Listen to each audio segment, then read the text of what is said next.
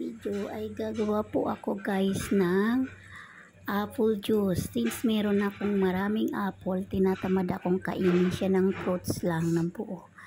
Ayan, ang ginawa ko, hinugasan ko siya, tapos hinihiwa-hiwa ko ng kaya sa blend, tapos ayan po,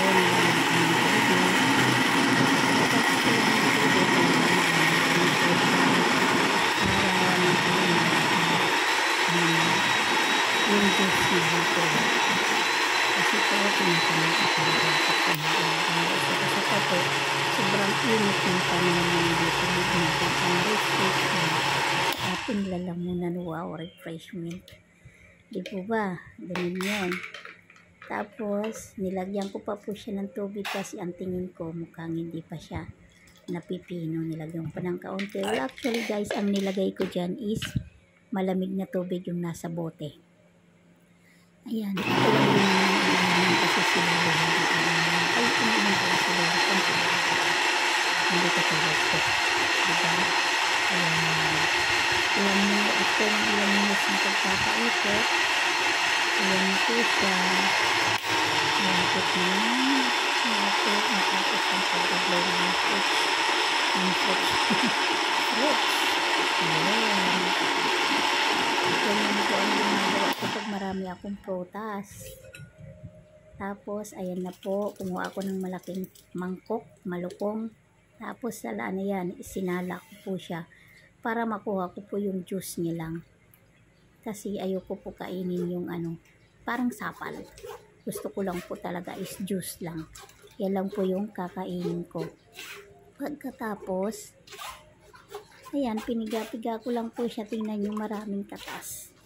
Ang dami niyang katas. Tiniindiin ko lang ng kutsara para masala yung purong juice lang po talaga niya. Yung tubig lang.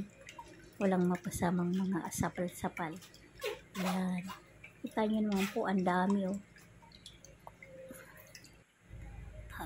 Pagkatapos, ayan, nilagay ko yung bote po na yan ay laman po kasi ng tubig. Naubos ko na siyang inumin. So, malinis po yan.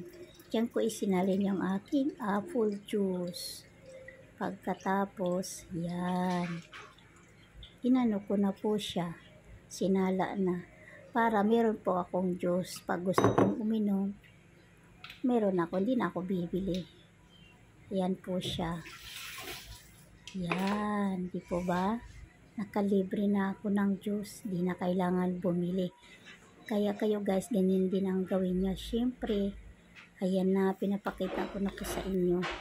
Isang bote po siya. And then, hindi pwedeng walang tikiman portion. Ayan. Bakit hindi nakita yung mukha ko? Anong nangyari? O, diba? Kaya kung kayo may prutas guys, ganyan din ang gawin nyo. Para meron kayong juice, makalibre kayo, hindi na kailangan bumili, diba? Thank you for watching guys.